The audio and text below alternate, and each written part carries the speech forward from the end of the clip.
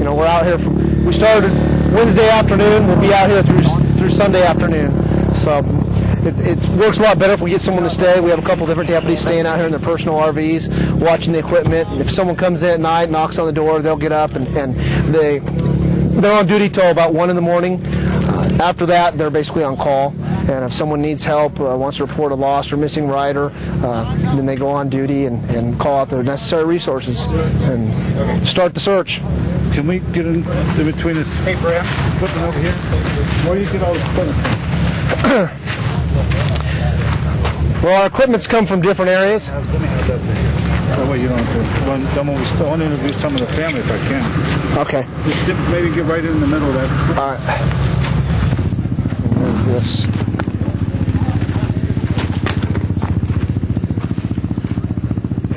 Tell me a little bit about your equipment.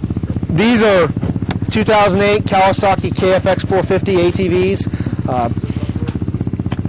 They have pretty aggressive suspension, quite a powerful motor. They can go pretty fast, get us from point A to point B pretty quickly. We use these to get in some of the terrain areas where the four-wheel drives can't make it as easily. We use them for doing patrol and assisting search and rescue with rescuing lost riders. We purchased these this last year. Okay, there you go. Whenever you're ready. This here is a utility terrain vehicle, also known as a UTV or a side-by-side. They first came on the market in 2004. Yamaha produced the Yamaha Rhino. This is a Yamaha Rhino that has some aftermarket features. He's put a wider suspension, a little bit bigger wheels on it. This one has some different seats, kind of some race car dune buggy seats, have a little more protection on the side. This vehicle is equipped with some harness type seat belts. These are very important. Any vehicle that's manufactured with seat belts, anytime you ride it on public lands, you're required to wear seat belts, just like driving down the highway. If a motor vehicle is equipped with seat belts from the factory, you have to wear them when you're on public lands as well as on the highway. We see a lot of accidents with these vehicles. A couple days ago we had an accident where a mother and a teenage daughter were both riding in separate Rhinos, and they weren't wearing the seat belts. Both their Rhinos were equipped with these harnesses. They weren't wearing them. They were sitting on top of them. They went down a hill that they were unable to control the vehicle. The vehicle started flipping. They were both ejected and died from their injuries. So it's very important that people wear the seat belts. We're working on enforcing that this weekend. We're trying to educate the off-roaders on the importance of wearing seat belts and wearing helmets.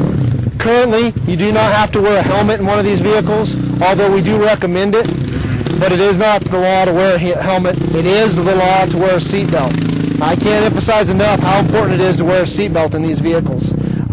People get in these vehicles and think that they're invincible or that they're protected because they have this roll bar, but the roll bar is only good if you're inside the roll bar. If you don't have the seat belt on and this thing starts to flip, you're going to be ejected and it might roll over you, and this weighs about 1,200 pounds. So it's a good likelihood you're going to be severely injured or die. So in closing, wear a seat belt when you're in one of these side-by-side vehicles.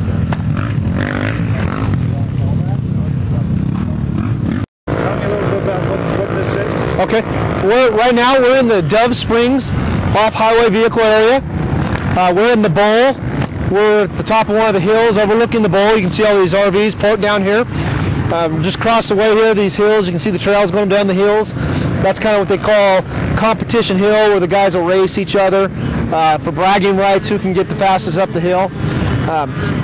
All of this area here is open riding area, meaning that you can ride on any of the trails.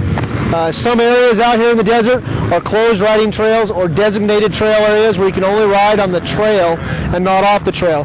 But the area that we're currently in is all open for riding. And as you look around, there's trails all around us. There's people riding all around us. It's a busy weekend. This is the day after Thanksgiving, one of our bigger weekends. There's a lot of families down here just enjoying the sport of off-road and enjoying the desert here in Kern County. The Sheriff's Office has deputies out here on patrol. Deputies are driving 4x4 vehicles like the one that we're in here. We also have deputies deployed on motorcycles, off-road motorcycles, all-terrain vehicles or ATVs, also known as quads. And the reason we use motorcycles and quads is to get around on the trails, just like the people out here recreating. Some of the patrol cars couldn't make it on some of these vehicles, and even like the four-wheel drive vehicle we're in, it's unable to go on some of the trails. This particular vehicle can go on most of the trails, but there are some areas where you need a dirt bike or an ATV. We also have, in addition to deputies out here on patrol, we have the Sheriff's Search and Rescue Unit, the Desert Search Team. About 2 years ago, I took over supervision of the Sheriff's Off-Road Vehicle Team, and at that time, we would put up a command post every once in a while when we had a deployment. One thing that I started was that every holiday weekend we're out here, we have a command post set up at the entrance into Dove Springs. This does a couple of things. One, it lets the people know when they come in that the Sheriff's Office is out here, and we'll be enforcing all applicable laws, and we'll be providing search and rescue, and we'll also provide first aid. And if it's over our capabilities of a first responder first aid, we will get life support. For Mercy ambulance will come in, or some sort of paramedic life support ambulance. Our search and rescue unit is made up of volunteers, and traditionally they've been on call. If someone's lost or needs to be rescued, we call them out and they respond from their homes. During the last 2 years, we've started having the search and rescue unit come out on our command post with us. Today, I think we have 8 search and rescue members out that are all equipped with ATVs, and their rescue equipment on the ATVs with them.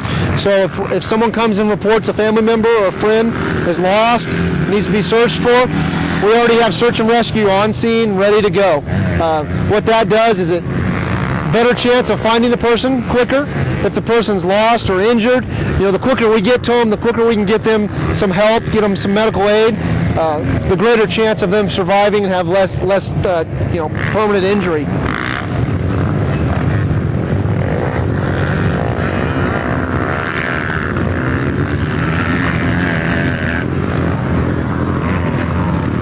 As you look around here, you'll see all different ages. The sport has really evolved over the last few years. You'll see men, women, boys, girls. See, here's a girl riding up on a quad right now.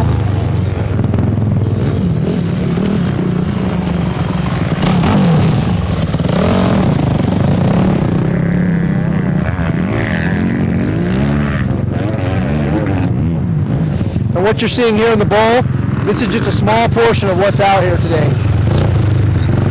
About 5 miles south of where we're at is the Jawbone Canyon, which is another area, a valley just like this, that has as many people here. You'll see just as many RVs and recreationists as you see here over in the Jawbone area, if not more. In fact, I think there probably is more, because there's a paved road that goes right down through the middle, so people can drive their RVs down the paved road and then just pull off the road onto the dirt, unload their off-road vehicles, and go out on the trails.